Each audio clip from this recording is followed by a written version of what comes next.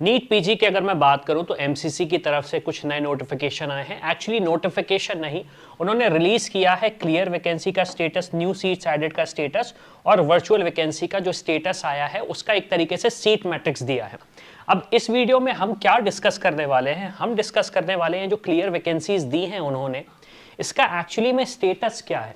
तो अगर मैं हमारे एनालिसिस पे आऊं और यहाँ पे अगर आप देखेंगे हमने जो एनालिसिस किया हुआ है, सबसे पहले तो हम देख लेते हैं कि सारी स्टेट्स में कैटेगरी वाइज क्या स्टेटस है सीट्स का। अब ये जो आर्टिकल का लिंक है ये आपको वीडियो के डिस्क्रिप्शन में मिल जाएगा। जैसे आप महाराष्ट्र में देख रहे हैं, महाराष्ट्र में टोटल सीट्स कितनी खाली है एट प्रेजेंट राउंड 3 की अगर मैं बात करूं 1292। अब यहाँ पे हमने कंबाइंड कोर्सेज के लिए सीट्स को इंक्लूड किया है, सारी ब्रांचेस को इंक्लूड किया है, उसका बाइफरकेशन आपको नीचे मिल जाएगा, लेकिन समझने के लिए आपको एक आइडिया लग जाएगा। जैसे महाराष्ट्र की स्टेटस देखें आप, 1292 सीट्स खाली हैं। फिर कर्नाटका की बात करूं तो लगभग 903 सीट्स खाली हैं। तमिलनाडु की बात करूं तो 891 सीट्स खाली हैं। ये सीट्स क्लियर वैकेंसी की सीट्स हैं। क्लियर वैकेंसीज का मतलब ये है इन सीट्स में अभी कोई भी स्टूडेंट्स ने एडमिशन लिया नहीं है। वर्चुअल वैकेंसी का मतलब ये होता है कि उन्होंने एडमिशन लिया है लेकिन अब उन्होंने अपग्रेड के लिए अप्लाई किया, उनकी सीट अगर अपग्रेड हो जाती है तो वो सीट वैकेंट हो जाएगी।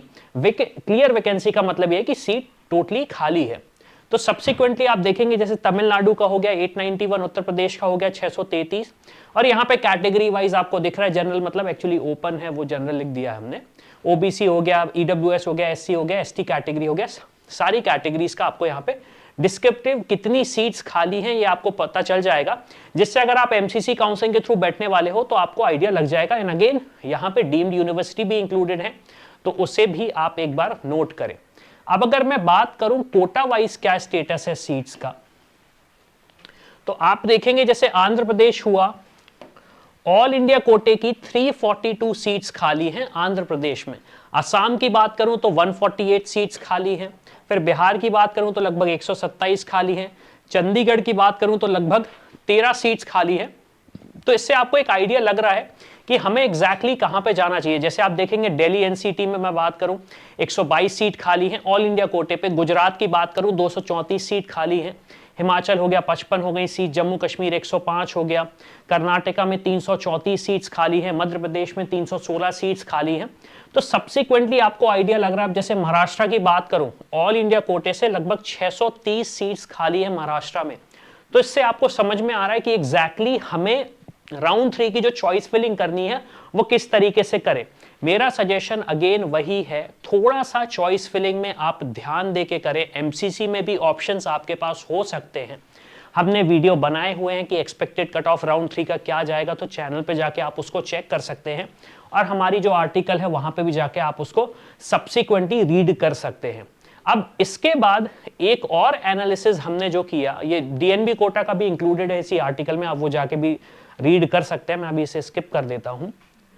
अब इसके बाद हमने एक जो चीज एनालिसिस करी, आप देखेंगे मैनेजमेंट कोटा की सीट्स कितनी खाली, जैसे कर्नाटका हुआ, डीम्ड यूनिवर्सिटीज की सीट्स है ये लगभग 250 सीट कर्नाटका में, 58 सीट्स आपकी हरियाणा में, फिर उत्तर प्रदेश में लगभग 60 सीट खाली है, 128 सीट महाराष्ट्र में खाली हैं। तो सब्सिक्वेंटली आपको यहां पे दिख रहा है कि कोटा वाइज कितनी सीट्स खाली है। एनआरआई कोटा वाइज भी आपको दिख रहा है, जैसे एनआरआई कोटा की सीट्स लगभग 46 सीट्स खाली हैं आपकी कर्नाटका में, हरियाणा में 7 सीट खाली हैं, गुजरात में 5 सीट खाली हैं, 75 सीट खाली है महाराष्ट्र में 75 सीट्स खाली हैं। तो इससे आपको एक एनालिसिस मिल रहा है कि अगर मेरे पास कोई स्पेशल कोटा है तो उस कोटा के बेसिस पे मैं कैसे एडमिशन ले सकता हूं। फाइनली हम ये डिस्कस करते हैं कि ब्रांच वाइज क्या स्टेटस है सीट्स का राउंड 3 में, ब्रांच वाइज क्या स्टेटस है, और अगेन कैटेगरी वाइज हमने इसको डिफाइन किया है तो आपको काफी आसानी होगी।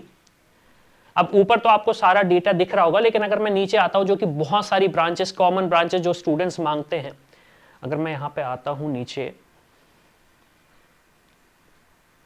और अगेन इसको आप जाके डिस्क्रिप्शन में आपको लिंक मिल जाएगा तो जाके आप रीड कर सकते हैं, पूरा डिटेल आर्टिकल है।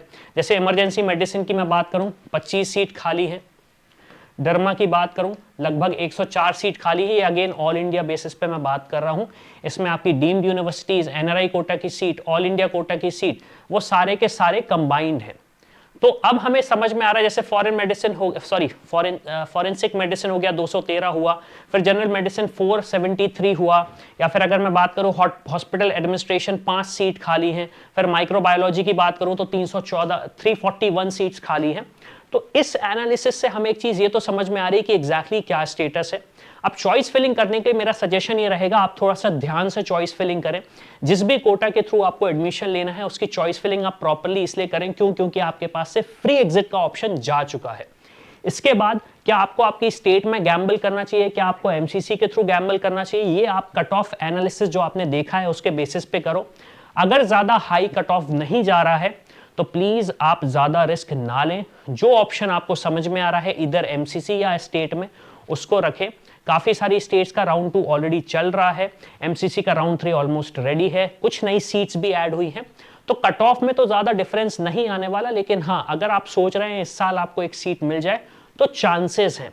अब इसके बाद आपको हमसे अगर कोई हेल्प चाहिए तो ऑब्वियस सी बात है, नीचे डिस्क्रिप्शन में डिटेल्स दिए गए हैं, वहां पे जाके आप हमारी टीम को रीच आउट कर सकते। तो इसी के साथ मैं हूं अविनाश, मेरा काम है रास्ता दिखाना, उस पर चल के स्पेशलिस्ट बनना आपका। I hope you like this video. For more such videos, keep watching our channel and do not forget to like, share and subscribe.